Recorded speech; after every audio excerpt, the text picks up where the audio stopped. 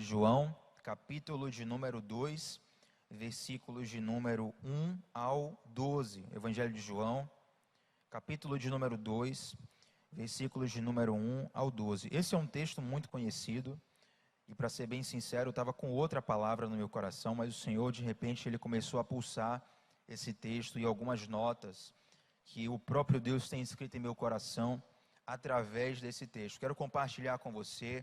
Creio muito que o Senhor vai falar contigo nessa noite pela sua palavra. João, Evangelho de João, capítulo 2, versículos 1 ao 12. Inclusive, nós falamos ontem no discipulado que o online ele traz alguns confortos. Você pode assistir de qualquer lugar onde você estiver. Eu, por exemplo, costumo assistir quando estou em casa do celular e vou andando pela casa e fazendo o que tem que fazer, assistindo no celular. Isso é uma facilidade, isso é bom, mas também o online traz alguns desafios, como por exemplo o foco. Mais fácil você perder o foco no online. Ou a, entre aspas, preguiça de você apenas ouvir.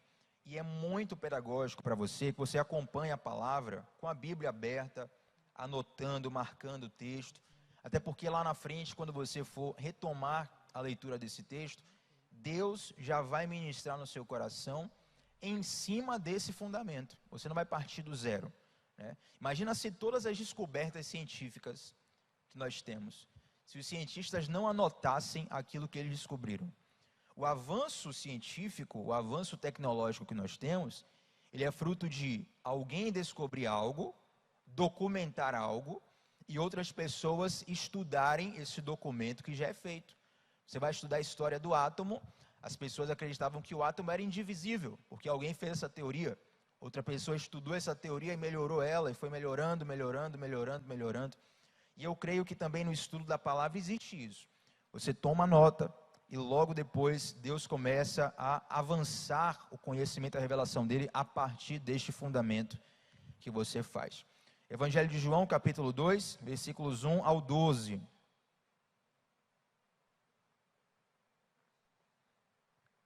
Trata-se aqui do primeiro milagre público de Jesus, registrado aqui no Evangelho de João, que diz assim: no terceiro dia, houve um casamento em Caná da Galileia, e a mãe de Jesus estava ali, e Jesus e seus discípulos também haviam sido convidados para o casamento. Tendo acabado o vinho, a mãe de Jesus lhe disse: não tem mais vinho. E respondeu-lhe Jesus: mulher, que tenho eu contigo? Ainda não chegou a minha hora. E sua mãe disse aos serventes: fazei tudo o que ele vos disser. E estavam ali 6 talhas de pedra que os judeus usavam para purificações, e cada uma levava 2 a 3 metretas. Aqui é uma medida, uma unidade de medida daquela época. E disse-lhe Jesus: enchei as águas dessas talhas. E encheram-nas até em cima. E então lhes disse: tirai agora e levai ao mestre-sala. Em algumas versões está escrito ao mestre de cerimônias. E então os servos o fizeram.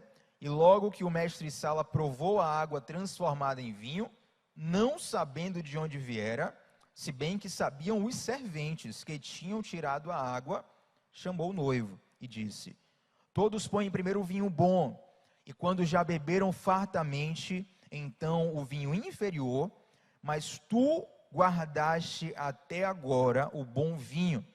Este então foi o primeiro dos seus sinais miraculosos, e Jesus realizou-o em Caná da Galileia. E assim revelou a sua glória, e seus discípulos creram nele. E depois disso, desceu para Cafarnaum com sua mãe, seus irmãos e seus discípulos, e ficaram ali por não muitos dias. Amados, esse texto ele é muito conhecido, e nós vamos mergulhar nele aqui, porque o Senhor tem várias lições a fundamentar em nosso coração. E o primeiro de tudo é o fato, e nada na Bíblia está por acaso, sabe? Tudo na Bíblia ensina, tudo fala. E o fato de Jesus realizar o primeiro milagre dele num casamento, isso aqui mostra a celebração da família, né? A família é a primeira instituição que Deus cria na face da terra, e também é a primeira instituição na qual Jesus celebra um milagre. Mas é interessante que Jesus, apesar de, penso eu e você também deve pensar, que Jesus tinha uma agenda muito cheia. Jesus não era alguém que estava à toa, né? O que você está fazendo, Jesus? Estou aqui de bobeira, sem fazer nada hoje. Jesus não era aquela pessoa que mandava no zap, poxa, estou no tédio aqui, sem ter nada para fazer. Até porque, normalmente, uma pessoa que tem propósito, normalmente, ela tem uma agenda preenchida. Não necessariamente uma agenda atolada, mas quem tem propósito, normalmente tem uma agenda preenchida. Só que, independente disso, Jesus ele não se furta de ir no casamento. E Jesus não foi lá, Jesus não tinha uma agenda para pregar. Jesus não tinha, não era uma conferência que chamaram e botaram a foto de Jesus no cartaz. Não, Jesus estava ali no casamento, celebrando a normalidade da vida. Isso já nos ensina algo muito profundo, gente. Por quê? Porque as coisas comuns da vida, elas também são feitas para a glória de Deus. E nós precisamos celebrar isso. Sabe, às vezes nós espiritualizamos as coisas de modo tão errado, que a gente passa a viver uma vida quase que como um anjo de Deus. E se Deus quisesse te fazer um anjo, Ele te faria um anjo. Mas Deus te fez um homem, Deus te fez uma mulher, para que você vivesse como um ser humano nessa terra. Então você precisa celebrar os primeiros passos dos seus filhos. Você precisa celebrar a primeira palavra que sai da boca dele. Você precisa celebrar o primeiro dia dele na escola. Você precisa celebrar quando você tem o seu primeiro emprego, quando você tem o seu primeiro negócio. Você precisa celebrar quando você passa no vestibular, quando você faz o Enem e é aprovado numa instituição de ensino superior. Você precisa celebrar essas pequenas coisas, porque no fundo, Deus também celebra isso. Deus se alegra com essas conquistas. Às vezes a gente acha, e algumas pessoas pensam que Deus é como se Deus tivesse pena de nós, ou como se Deus tolerasse algumas coisas, tipo, tá bom, vou tolerar isso aí, porque na verdade eu quero você para outra coisa. Mas Deus, Ele se alegra com o seu sorriso. Se você é pai e você tem um filho, você já teve um filho pequeno, você sabe que o sorriso do seu filho nada paga nesse mundo. Talvez você não tenha filhos, mas certamente você tem coisas na sua vida cujo significado vão além do tempo, vão além da moeda, vão além da pecúnia, vão além do que alguém possa pagar. São coisas únicas. É bem conhecida aquela propaganda, e aqui eu vou fazer a propaganda, né, de graça para essa empresa, mas ficou muito conhecida aqui no Brasil, aquela propaganda, acho que da Mastercard, né, que falava assim, tal coisa X reais, tal coisa X reais, tal coisa X reais. Existem algumas coisas na vida que não tem preço, para todas as outras existem Mastercard. E é interessante como um marqueteiro que fez uma propaganda percebeu uma verdade que é bíblica, de que tem coisas que não têm preço. Quando Adão foi criado, não existia moeda. Quando Eva foi criada, não existia moeda. E eles tinham uma coisa mais preciosa com eles e de graça, que era a presença de Deus. Quando nós vamos estudar um pouco sobre a queda de Satanás e a queda de 1/3 dos anjos do céu, nós percebemos que uma das razões de Satanás ter se desviado do coração de Deus, ter se desalinhado com Deus, era o fato dele querer ser igual a Deus. Eu não estou falando aqui de um homem inteligente, eu estou falando de uma figura espiritual extremamente inteligente. Não posso afirmar, mas talvez seja uma das criaturas espirituais mais inteligentes, ou talvez a mais inteligente abaixo de Deus, quem sabe, não sei. Mas ele era tão inteligente, ele era tão sagaz, que não é que ele enganou eleitores, não é que ele enganou uma torcida, não é que ele enganou uma família, ele enganou a 1/3 parte dos anjos de Deus. Então é outro patamar de engano, outro patamar de perspicácia, de sedução. E esse ser completamente talentoso, esse ser completamente inteligente, esse ser cuja Bíblia também descreve muita qualidade e beleza para ele, ele desejou subir as mais altas montanhas, serei semelhante ao Altíssimo, ele desejou ser semelhante ao Altíssimo, e com toda a sua sagacidade, o máximo que ele conseguiu foi cair, e se tornar uma criatura terrível. E aí quando Deus vai fazer o homem, olha só, de graça, sem você pedir, sem você pagar, sem você passar cheque, sem você passar cartão de crédito, o próprio Deus, de graça, ele diz, eu vou fazer o homem a minha imagem e a minha semelhança. Aquilo que Satanás teve que enganar a 1/3 parte dos anjos para tentar conseguir, não conseguiu, Deus fez de graça, que foi traduzir a imagem e a semelhança dele em mim e você. Portanto, cada detalhe da vida é extremamente importante. Nós precisamos, gente, recuperar a capacidade de nos alegrarmos com as pequenas coisas da vida. Talvez alguém poderia estar ali, quem sabe, se fosse nos dias de hoje, algum produtor poderia estar ali no pé de Jesus. Jesus está perdendo tempo aí. Jesus, tem um mundo para salvar, ó. Você vai morrer daqui a tanto tempo. Jesus, corre, que casamento que... Mas Jesus estava ali, gente, celebrando. E é interessante o fato de Jesus ter sido convidado. Olha, se tem uma coisa que você pode fazer, como aqui a gente diz aqui na Bahia, para todo mundo que está de fora da Bahia aqui, ó, a gente fala alguma coisa assim, ó, pode fazer que vai bater certo, né? Expressão bater certo aqui na Bahia, pode fazer que é garantido o sucesso dessa empreitada. Se tem uma coisa que você pode fazer, que você vai ter sucesso na vida, é convidar Jesus para a sua festa. Convide Jesus para a sua alegria. Muitas vezes nós só convidamos Jesus para as nossas tristezas. E eu não estou demonizando isso. Mas quão bom é quando você procura alguém, não só quando você está mal. Sabe aquela pessoa que só te procura quando você está mal? Que bom que essa pessoa ao menos confia que você pode socorrer ela. Mas é melhor ainda quando essa pessoa te procura para celebrar a alegria dela. Convida Jesus para a tua festa. Até porque você nunca vai saber qual é a festa que vai faltar vinho. E isso já nos ensina uma outra coisa aqui, gente. O fato de que Jesus estar na nossa festa, Jesus estar na nossa vida, não é uma garantia, não é um seguro de que intercorrências não acontecerão. A grande mãe da frustração é a expectativa errada. E muitas pessoas, não todas, mas a grande maioria das pessoas, muitas vezes entra na igreja, ou faz uma aliança pública com Cristo, achando que se Jesus entrar na vida dela, todos os problemas serão resolvidos e acabados, ela não vai sofrer nunca mais. Talvez, inclusive, fruto de uma propaganda religiosa que é enganosa. É o famoso, venha para Jesus e pare de sofrer. Certa vez eu até coloquei lá no meu Instagram um post em que eu sinalizava o cartaz assim, venha para Jesus e pare de sofrer. Aí eu risquei aquilo e coloquei embaixo, venha para Jesus e aprenda a sofrer. O fato de Jesus estar na sua festa não impede de que às vezes o vinho vai acabar na sua festa. Que o vinho na Bíblia está muito conectado à alegria. Perceba que a Bíblia ele é um livro histórico, espiritual e também muito simbólico. A simbologia da Bíblia fala muito. E vinho é sobre alegria. E, por exemplo, talvez algumas pessoas respondessem a seguinte questão há 15 anos atrás, há 10 anos atrás. Crente pode ter depressão? Alguém falaria assim, de maneira nenhuma. Alguns outros se levantariam e diriam, depressão é coisa do capeta. Se alguém está com depressão, eu vou colocar a mão na sua cabeça, vou orar e expulsar esse espírito da depressão. E hoje, para a glória de Deus, eu percebo que aos poucos as pessoas estão amadurecendo para entender que mesmo tendo Jesus na festa, às vezes o vinho da alegria acaba. Você vai passar por temporadas de tristeza, você vai passar por temporadas, Deus te livre, mas quem sabe depressivas, e nós estamos aqui para te ajudar caso essa seja a sua necessidade. Você pode passar por isso na esfera individual, você pode passar por isso inclusive num casamento.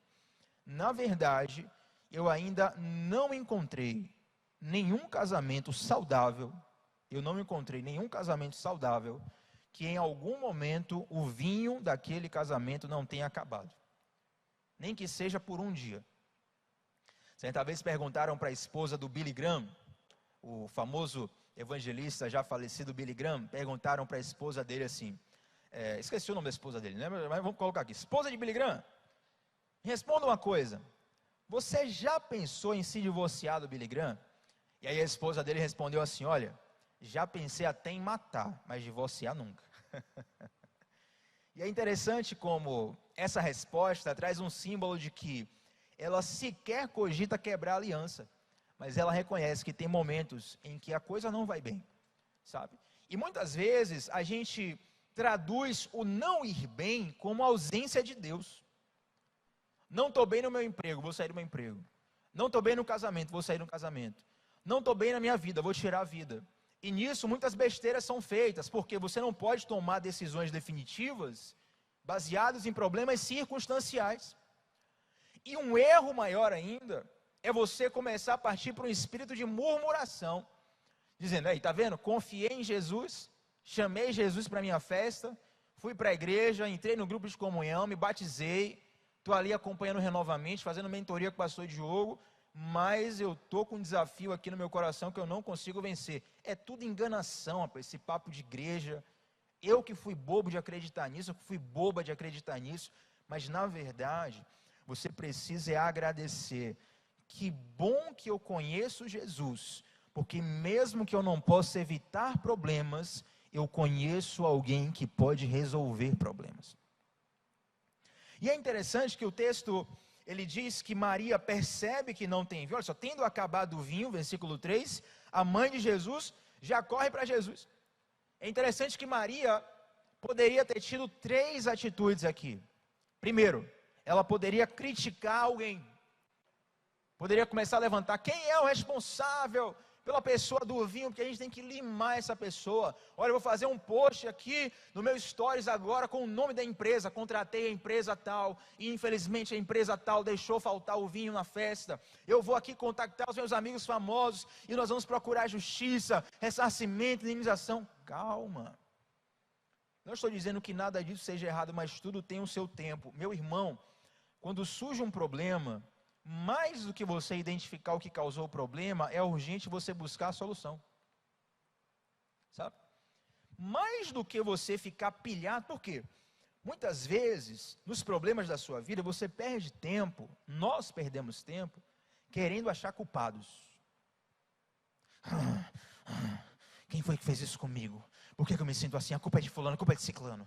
A culpa é dele, a culpa é dela. Se não tivesse acontecido, mas minha família, minha história. Calma. Talvez até a culpa seja de alguém, mas perceba como você gasta tempo e energia acusando pessoas, acusando fatos, ou uma segunda atitude que Maria poderia ter tido, que era começar a fofocar. Menina, e olha, isso aqui é o que mais acontece em casamento.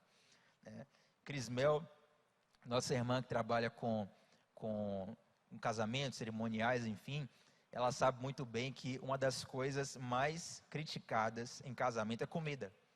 O pessoal até brinca, né? Olha, eu vou preparar tanto e tanto de comida para o pessoal falar mal no casamento. Sempre vai ter alguém falando mal de alguma coisa no casamento. Menina, você viu aquele quibe? Estava terrível, parece que nem assaram direito. A coxinha, misericórdia, gosto de azeda. Será que fez hoje mesmo? Parece que é de semana passada, hein? Aquele refrigerante, mas... casamento de crente, tem álcool, não tem álcool? Perigoso, viu? Mas cheira aí, fulana. Será que... Tudo crítica. Maria poderia ficar procurando culpados. Maria poderia ter cedido à fofoca, mas ela procura uma solução. E ela procura a solução na pessoa certa. A primeira opção de Maria é Jesus. Faltou vinho, vou correr para quem? Jesus.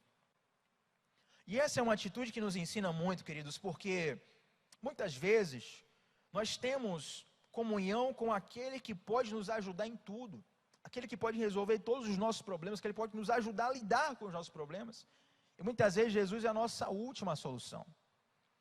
Muitas vezes, não se iluda, a grande maioria das pessoas tem a oração como a última rácio, a última medida. Tipo, quando tudo deu errado, ela vai orar. A grande maioria das pessoas que me pedem oração, e veja, eu não estou condenando ninguém que me pede oração nessa situação, mas estou ensinando algo que é melhor ainda. Eles vão dizer, Tiago, já tentei de tudo, não deu certo, ora por mim. E claro, a gente vai orar e normalmente Deus entra em providência assim. Mas quão proveitoso seria, porque esse eu já tentei de tudo e nada deu certo, poderia ser evitado se você fosse na pessoa certa. Eu te convido a fazer de Jesus a sua primeira opção. Mas Tiago, meu problema é tão pequeno, será que Jesus de fato vai parar o que ele está fazendo para poder me atender? Claro, Jesus é infinito, Jesus ele pode estar em qualquer lugar, ele é onisciente, onipresente, onipotente, ele pode todas as coisas. O mesmo Jesus que se preocupa profundamente comigo, eu, Tiago, se preocupa profundamente com você que está me assistindo agora, se preocupa profundamente com cada indivíduo. Limitado sou eu, limitado é você. Jesus está sempre disponível. se chegar centenas de mensagens na minha caixa de direct nas redes sociais, eu não vou conseguir responder todo mundo, mas Jesus consegue. Se chegar dezenas e centenas de problemas para eu resolver, eu não vou conseguir resolver tudo, mas Jesus consegue. Se tiver dezenas e centenas de pessoas precisando falar comigo, eu não vou conseguir ouvir todo mundo, mas Jesus consegue. Ele está sempre disponível. Tiago, meu problema é um boleto aqui, a conta de luz tá difícil aqui, Tiago, essa crise, acabou o seguro-desemprego. Ora, querido, ora a Deus. Não estou dizendo que você vai apenas orar, mas primeiro você ora, porque muitas vezes na oração você vai ter uma clareza de direção que vai economizar tempo e energia que você gasta quando você está correndo atrás de todo mundo, menos atrás daquele que já está disponível para você. Então você precisa colocar Jesus como seu plano A. Maria, ela vai na pessoa certa. Eu achei interessante, pastor Diogo, que nós tivemos uma reunião do Ministério de Louvor, né, a pastora Tainã, nossa líder, teve uma reunião e a pastora, interessante o que ela falou. Ele disse, gente, estou passando por tal e tal coisa, determinada situação aqui, desafio aqui, assim, e não comentei com ninguém porque eu comento com quem tem que resolver, então procurei quem tinha que resolver. Achei interessante que eu guardei isso no meu coração, né? Porque nós temos que procurar quem tem que resolver, quem pode resolver. Às vezes, você até desabafa com a pessoa errada, e a pessoa errada, ela envenena seu coração. Olha uma coisa muito comum que acontece, crise no casamento, a pessoa vai desabafar com um amigo ou amiga que não tem Deus no coração, o amigo e a amiga pilham a pessoa mais ainda. Você tem que acabar com tudo mesmo, você tem que fazer isso e aquilo, você tem que botar para quebrar em cima dele, em cima dela, e às vezes a situação piora, e quem vai arcar lá na frente com os problemas emocionais, às vezes até problemas jurídicos, financeiros, quem vai arcar com os perigos da vida não é aquela pessoa que pilhou o teu coração. Então toma cuidado para quem você vai derramar e de fato abrir o seu coração. Você tem que abrir os seus problemas para a pessoa que resolve. E aí Maria chega para Jesus, expõe o problema para ele, não tem mais vinho, e Jesus responde, mulher, que tenho eu contigo, ainda não é chegada a minha hora. E é interessante que o fato de Jesus, né, falar assim, mulher, tipo, aqui no Brasil não é normal chamar sua mãe assim, mulher, parece uma ignorância, né? Se eu ver uma pessoa falando assim com a mãe em casa, eu vou pensar, essa pessoa não tem modos com a mãe. Há quem chame de minha mãe, há quem chame de mãe, há quem chame de mamãe, há quem chame de manhinha. Né? Até hoje, se eu chamo minha mãe de mãe e falo assim, mãe, a senhora, né? E às vezes escapa assim um você, eu já mudo logo, você, a senhora. Ou às vezes eu escrevo no WhatsApp, você, vou corrijo a senhora, sempre respeito. Então para nós brasileiros, soa meio que com ignorância, que mulher. Mas se você for estudar a literatura grega, que é o idioma onde o Novo Testamento foi escrito, que esse texto foi escrito, você vai perceber que muitas vezes esse é o tratamento utilizado com carinho para uma mulher querida. Por exemplo, o Augusto César, que se relacionava com Cleópatra no Egito, que era o amor da vida dele, amante dele, ele chamava ela de mulher. Né? Na Ilíada de Homero, você vai ver que um casal que se ama, o homem chama ela de mulher no sentido carinhoso. O termo grego utilizado aqui, que é traduzido como mulher, é um termo carinhoso. Como se fosse minha senhora, madame, né? Algo muito carinhoso. Então não tome Jesus como grosseiro. Então Jesus vem com muita gentileza e fala, que tenho eu contigo? Pô, Thiago, você gastou 5 minutos falando que Jesus não falou grosseria com mulher, mas olha a resposta que Jesus deu, que tenho eu contigo? Ainda não é chegada a minha hora. Mas na verdade, queridos, o que Jesus quer dizer aqui é que ele já ouviu o clamor, mas o tempo de resposta é dele. Uma coisa é você saber para quem correr, uma coisa é você ir para a pessoa certa, que é Jesus, outra coisa é o tempo de resposta e o tempo de ação de Jesus. Talvez você está dizendo assim, olha Tiago, eu tenho orado por tal coisa há muitos anos. Eu quero te dizer, Jesus está te ouvindo há muitos anos. Ele te ouve desde o início, nada é desconhecido ao coração de Deus. Quem sou eu para dizer que Deus vai fazer, até porque eu não sei a sua oração, não sei a sua situação. Mas eu garanto que, ao contrário do que nós falamos na justiça dos homens, nós costumamos dizer, a justiça dos homens tarda, mas não falha. Jesus nem falha e nem tarda, ele sempre age no momento certo. E esse é um grande desafio. Eu sei que não é fácil ouvir uma das 3 respostas de Jesus, que é o espere. Muitas vezes Jesus fala sim, muitas vezes Jesus fala não. O pior é o espere, o pior é o silêncio. Por quê? O silêncio de Deus, o silêncio da resposta de Deus, muitas vezes nos soa como uma inoperância de Deus. O silêncio de Jesus muitas vezes soa para o nosso coração, tipo, Jesus, você não está entendendo a gravidade da sua situação. Tipo, Jesus, você não vai fazer nada diante disso aqui? Eu podia estar tomando 1000 atitudes, eu estou indo aos seus pés, eu estou orando e você não vai fazer nada. Parece que Jesus está parado. Parece que Jesus não está sentindo a importância da coisa. Mas como diz aquela canção de Cassiane, quando ele está em silêncio, é aí que ele está trabalhando. Queridos, muitas vezes Jesus não trabalha só com a voz, ele trabalha também com suas mãos. Às vezes Deus já está resolvendo o problema e você não está nem percebendo. Mas nós precisamos entender que o que nós colocamos na mão de Deus, Deus intervém no seu tempo. Talvez, tem algumas pessoas aqui, a gente está com 130 pessoas agora ao vivo aqui assistindo, outras pessoas assistem depois a transmissão gravada. Tem com certeza algumas pessoas aqui que não precisam de uma revelação profunda, que não precisam de uma palavra de conhecimento, que não precisam que eu revele RG, que eu revele CPF, que não precisam que eu diga, eu tive uma visão, você que teve um sonho assim ontem à noite, que não precisam que eu diga, eu vou ministrar tal oferta financeira na sua vida, mas que precisa exatamente dessa palavra. Jesus está falando com você nesse momento. Espere. Espere. Mas Jesus acabou o vinho. Espere. Ainda não é chegada a minha hora. E sabe o que acontece? Se nós não aprendemos essa lição, muitas pessoas saem da presença de Deus revoltadas e chateadas. E dizem assim, já que Deus não fez nada, então eu vou fazer justiça com minhas próprias mãos. Amados, as grandes besteiras que a gente faz na vida, normalmente vêm depois de cansar de esperar Deus fazer alguma coisa. As grandes besteiras que a gente faz na nossa vida, normalmente começam assim. A gente clama, Deus, Deus, Deus, Deus, Deus não faz, você fala, já que Deus não fez, eu vou fazer com minhas próprias mãos. Inclusive, num dos revolucionais, lá do Renovamente, eu lembro de um testemunho que eu contei, e até uma frase, né, que o Senhor me deu para poder fechar, para poder acoplar o que eu vou citar aqui para você, que é o seguinte, para quem está na beira do abismo, ficar parado é livramento.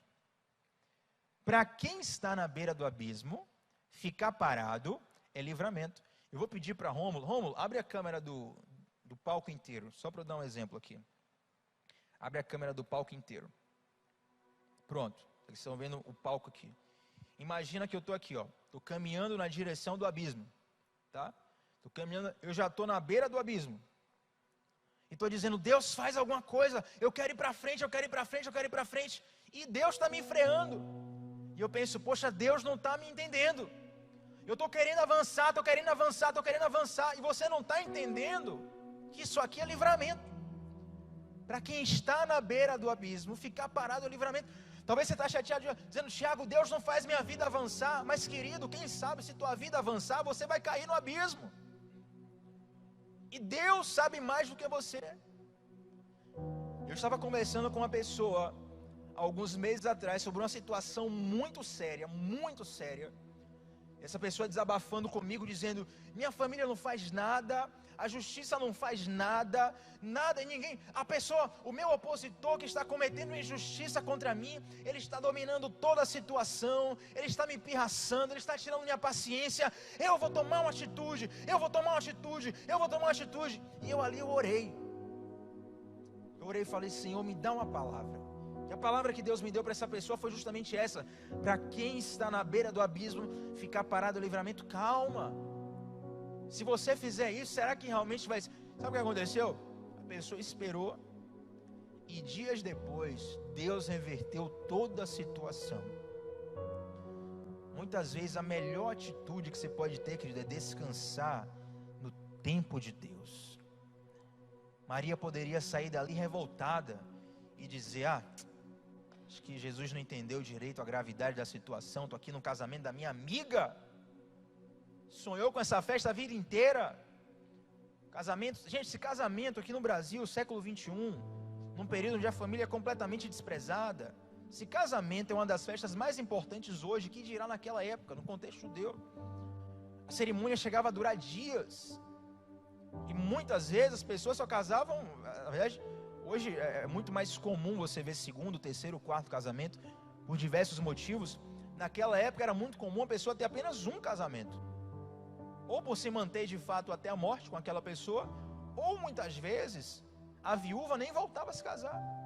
Então era o acontecimento da vida. E talvez você pode sair desse acontecimento: vou ali comprar um tangue de uva para colocar aqui na festa, porque Jesus não entendeu a gravidade. Não. Olha a postura de Maria.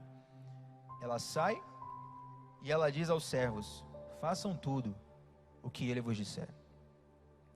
Eu te convido a você trocar a agonia e a revolta do seu coração a uma postura de obediência. Faça tudo o que Deus te disser. Como assim, Tiago? Às vezes você tem um problema com um sócio seu na empresa, você tem um problema com um amigo, que você não sabe especificamente qual medida tomar. Mas existem alguns princípios que Jesus já te revelou. Por exemplo, ame o seu próximo como a ti mesmo. Então aquilo já é um guia. Você não vai atentar contra a vida do seu sócio. Você não vai agir com desonestidade. Você já sabe o que não pode fazer, porque existem princípios que te guiam. Maria chega para os servos e diz: faz o que ele disser. Mantém teu coração alinhado com a obediência de Deus. Mantenha o teu coração guardado e descansado no fato de que Jesus já conhece a tua necessidade. Ele já sabe que faltou vinho. Gente, deixa eu perguntar uma coisa para vocês aqui. Coloca no chat aí. Você acha que quem informou para Jesus que acabou o vinho na festa foi Maria? Você acha que Jesus não já sabia? Ele sabe de todas as coisas. Nem precisava Maria informar. Jesus já estava ciente. O que eu quero te dizer não é que você não precisa orar. O que eu quero te dizer é que Jesus conhece a sua situação melhor do que você mesmo.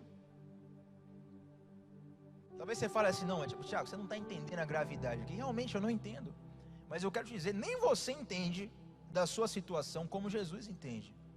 Deixa na mão do especialista. E então Jesus chega para os servos.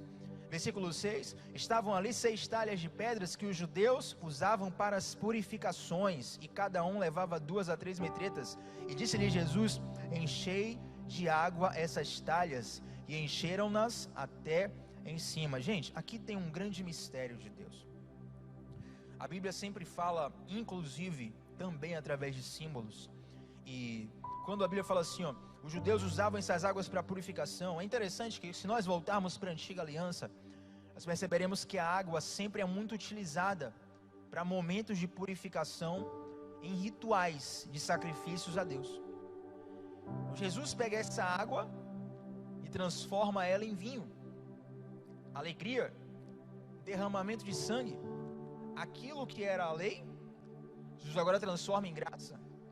Jesus pega as águas da lei, as águas da velha aliança, e ele começa a transformar, trazendo a elas um sabor e um gosto como nunca ninguém havia sentido antes. Pensa comigo aqui. Faltou vinho, corri para Jesus. Jesus falou: não é chegada a minha hora. E aí, quando Jesus vai agir, ele chega para os servos e fala assim: traz água. Que Jesus louco é esse? O que é que tem a ver água? Jesus, faltou vinho. Hello, vinho. Faltou vinho. Tem água demais aqui. Não, mas traz água. O que é que esse cara vai fazer com água? Porque muitas vezes Jesus começa a trabalhar em nossas vidas de um modo que a gente não entende. muitas vezes Jesus começa a trabalhar em nossas vidas de um modo que a gente não entende e de um modo que a gente não espera. Eu te convido a você olhar para trás na sua vida, e eu tenho certeza que você não vai ter dificuldade a se lembrar de momentos onde Jesus trabalhou na sua vida de um modo que você não esperava. Como diz aquela famosa frase utilizada para várias situações: deixa o homem trabalhar. Quem crê nisso aqui? Coloca no chat aí: deixa o homem trabalhar. Deixa Jesus trabalhar na sua vida. Mas mandou trazer água, a água não tem nada a ver. Confia nele, deixa ele trabalhar. Ele tem um jeito dele, ele tem o tempo dele, ele tem a forma dele. Ele vai manifestar aquilo que você nem sequer imagina. Deixa o homem trabalhar. Amém, queridos? E aí imagine se aqueles servos falassem assim: esse cara deve estar louco de pedra. Porque naquela época, veja, o primeiro milagre de Jesus não era conhecido como milagreiro ainda. E as pessoas começaram a crer em Jesus aos poucos, através dos milagres. Então a fama de Jesus não tinha corrido ainda. Quem sabe talvez Maria tivesse contado para alguém, né? O meu filho aí é o Messias, né? Você viu meu filho, ele vai salvar o mundo. Mas a fama de Jesus não tinha corrido ainda. No final do texto, inclusive, diz que isso começa a fazer a fama dele correr. Então talvez, se aqueles servos descredibilizassem, né? Não, é tipo, água, pelo amor de Deus, procura outra coisa aí. Poxa, Maria mandou a gente obedecer ele, mas não tem nada a ver, água. Muitas vezes a gente tem que fazer coisas que não faz sentido para nós, para que Deus possa operar de modo que lá na frente fará sentido. E eu não estou falando para você fazer loucuras, mas no mundo de hoje é zero sentido alguém te machucar e você dar outra face. O que é que o mundo faz? O que é que o mundo fala? Vingança, vingança. Você não pode ficar por baixo de jeito nenhum. Não faz sentido para o mundo você dar outra face. É como se você estivesse dizendo: traga-me águas. Não faz sentido para o mundo hoje ser fiel. Não faz sentido para o mundo hoje servir o próximo. Muitas vezes o serviço ao próximo, ele só é manifestado quando aquele serviço vai servir de escada ou visibilidade. Não faz sentido você ajudar alguém sem ninguém ver. Não faz sentido você ajudar alguém sem depois não tirar uma selfie e postar no Instagram. Não faz sentido você pagar o preço de oração toda a sua vida por alguém que nunca vai te agradecer. Não faz sentido muitas coisas que o mundo não enxerga sentido, mas quando nós obedecemos a um Jesus que dá sentido a todas as coisas, aleluia. Querido, talvez você está pegando uma talha com a água e ninguém está entendendo nada, as pessoas estão te chamando de maluco, de maluca, de doido, de doida, mas você está pegando a talha e está enchendo de água, porque Jesus te mandou e você confia que Ele está no controle do processo. Os caras enchem as talhas de água. Aí Jesus fala assim, tire agora. Leve para o mestre de cerimônias. Eles levam para o mestre de cerimônias. E aí o mestre de cerimônias toma o vinho. E ele toma aquele susto bom, né? Por quê? Porque normalmente o vinho bom era espalhado no início, né? Pensando em inglês, o vinho bom era espalhado no início. Por quê, gente? Vamos pensar comigo. Você não vai comprar litros e litros de um vinho caro. Você compra litros e litros de vinho ruim, sangria, né? De kisuke. E o vinho caro mesmo, você compra só um pouquinho, dá um cálicezinho para um, para outro, tal. Quando o pessoal já estiver mais para lá do que para cá, aí você começa a distribuir o seu tangue. Então essa era a ordem das coisas na festa, né? Era a dinâmica da festa.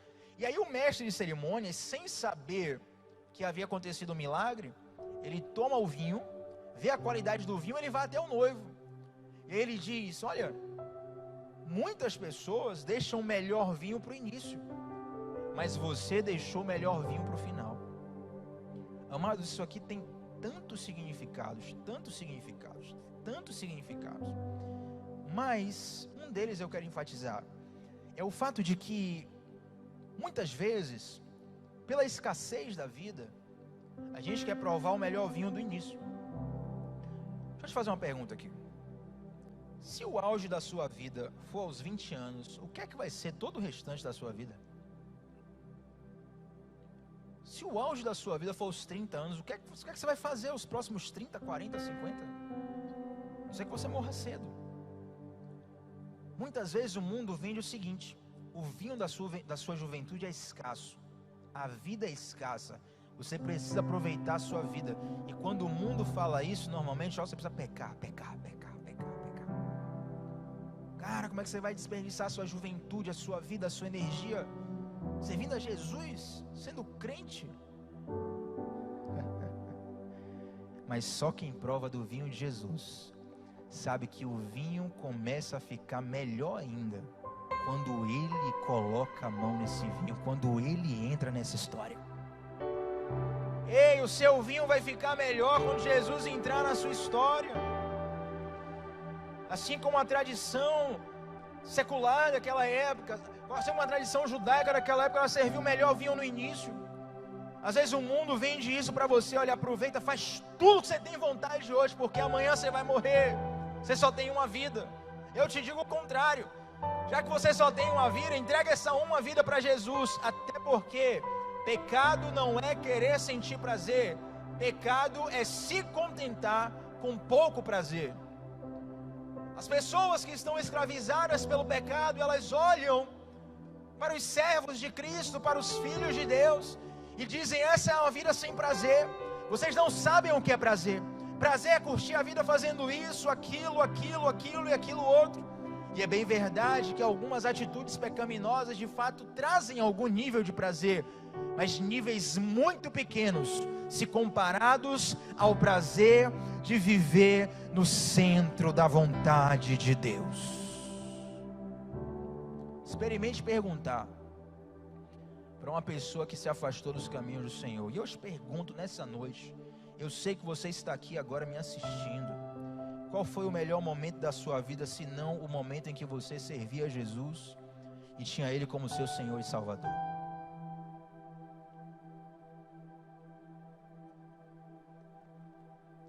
Não tem auge da vida sem Jesus. É incomparável. E aí nós cantamos um louvor aqui na igreja, que normalmente a igreja canta a plenos pulmões, né? Que o pastor Diogo gosta dele 95%, né? Eu me rasgo por inteiro, faço tudo, mas venho novamente. Aí a parte da mirra ele passa. Mas a música vai continuando dizendo: se eu passar pelo fogo não temerei, na fumaça de glória eu entrarei, longe do santo você vai viver. E o refrão dessa música é uma poesia muito profunda. Às vezes a música ela é tão crescente que o próprio instrumento ele já te leva a transcender, ele já te conecta com Deus. As vozes crescem, os instrumentos crescem, a banda é boa, mas olha a poesia dessa canção, é uma verdade. Quem já pisou no Santo dos Santos, em outro lugar não sabe viver.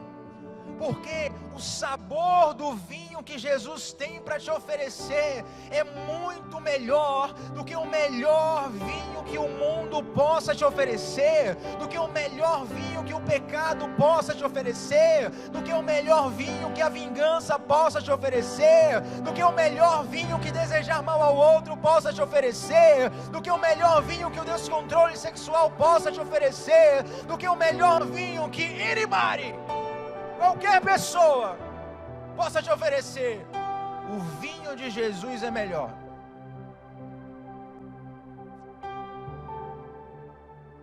Se o vinho de Jesus estivesse na Bovespa, eu venderia tudo o que eu tenho e investiria tudo nas ações desse vinho, porque ele só iria valorizar.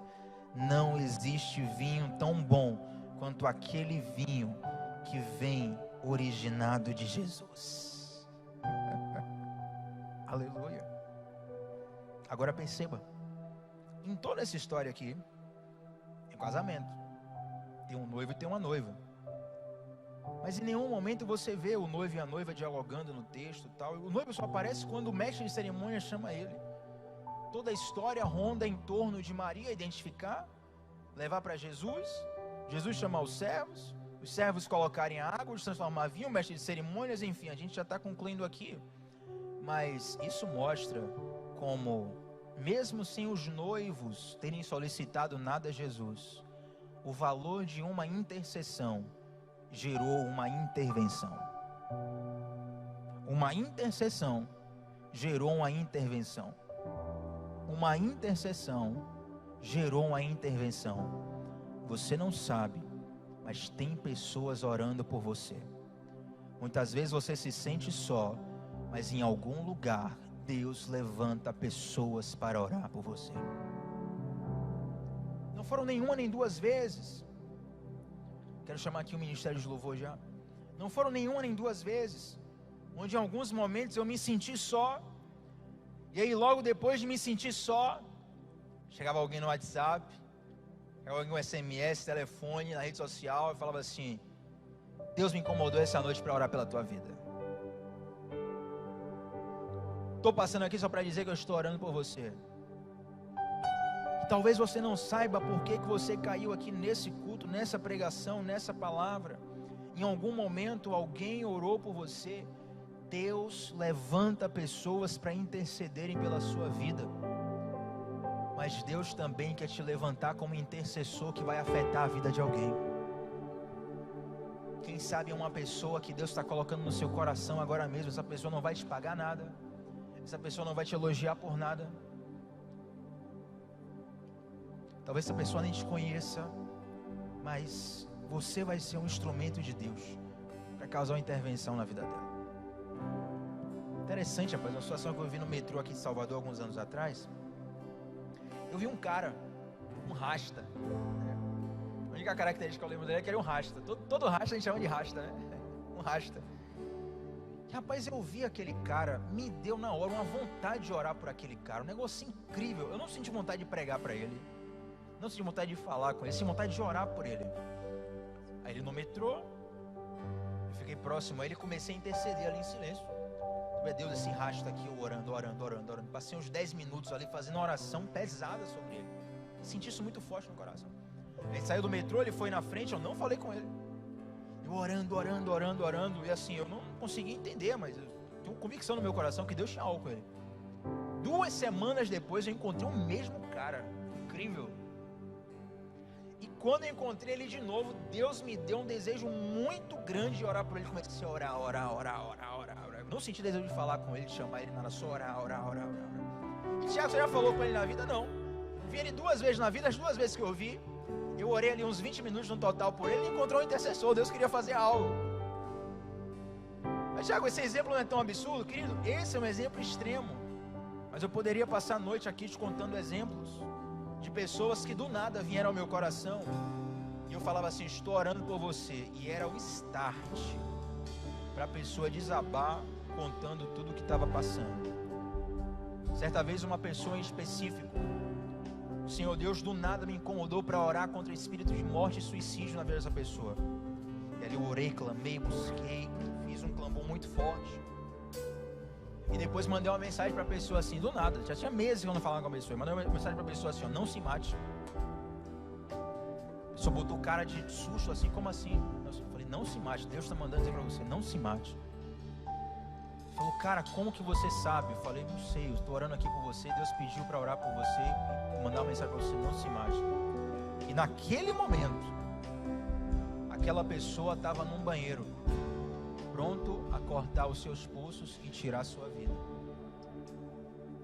Deus levanta um intercessor, uma intercessão que gera uma intervenção. E olha o resultado disso aqui. Nós vamos orar baseado nessa palavra. A Bíblia diz que esse é o primeiro dos sinais de Jesus. E assim, versículo 11, assim Jesus revela a sua glória. Os discípulos passam a crer nele e a fama de Jesus passa a ser espalhada. Tudo tem um propósito, querido. E o principal deles é: Jesus quer revelar o seu amor através dos seus atos. Jesus quer revelar o seu amor através dos seus milagres. Eu não sei se você é a pessoa a ser alcançada por essa palavra, ou se Deus está colocando você como uma pessoa que vai alcançar alguém através de intercessão, através de clamor. Mas eu quero que você ore nesse momento. Vamos fechar os nossos olhos. Onde você estiver, Vamos dar alguns minutos enquanto o Ministério de Louvor ministra alguma canção. E você tem esse momento para orar ao Senhor nesse momento.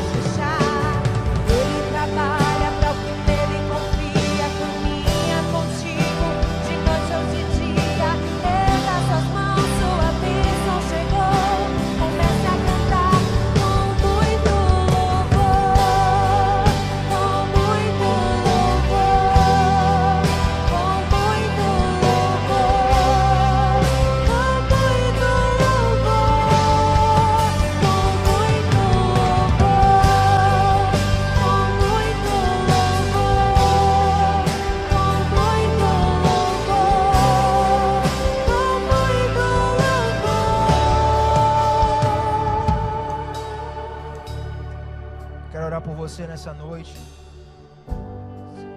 perceba que era uma grande festa, mas era a festa dos noivos, mas por ter faltado vinho e Jesus ter feito milagres, se tornou a festa de Jesus.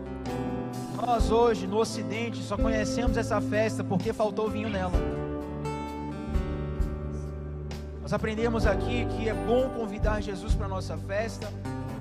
Convidar Ele para a nossa festa não isenta de faltar o vinho da alegria na nossa vida, na nossa festa.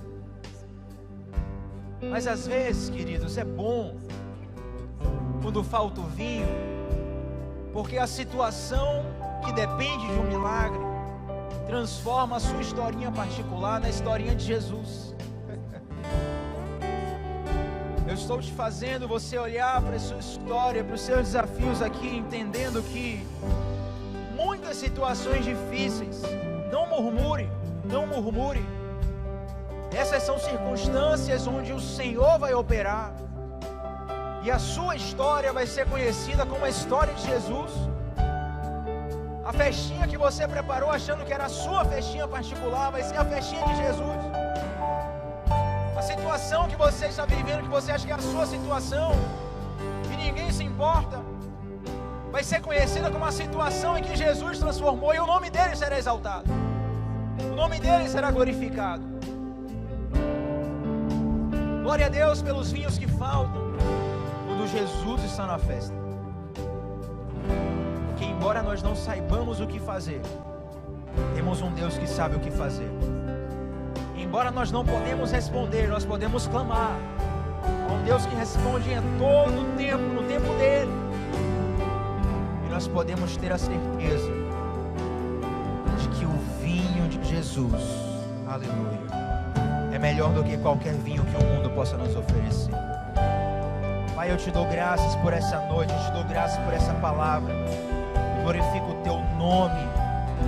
Eu oro, Pai, para que o Senhor crave essa mensagem no coração dos meus irmãos, que tu possas na festa particular de cada um, no coração de cada um, na história de cada um, transformar água em vinho, Deus. Te faço um clamor especial por aqueles corações que começaram como uma festa, mas de repente faltou-lhes o vinho da alegria. Pessoas, Pai, que sofrem com questões emocionais tão fortes, familiares, existenciais, tão difíceis, Deus, estão correndo para Ti. Nós oramos nesse momento, para que o Senhor possa responder na sua hora, com a sua providência. Ó Deus, se tem algum coração aqui que está desistente, que está caído, que está fraco, renova agora, restabelece agora, fortalece agora. E nós te pedimos, Deus, que o Teu nome seja glorificado em nossas vidas e através da nossa vida, em nome de Jesus.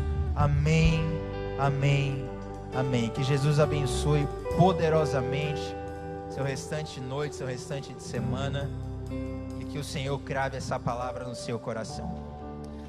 Amém, glória a Deus. Família linda, tenha uma noite maravilhosa. Não esqueça, se inscreva.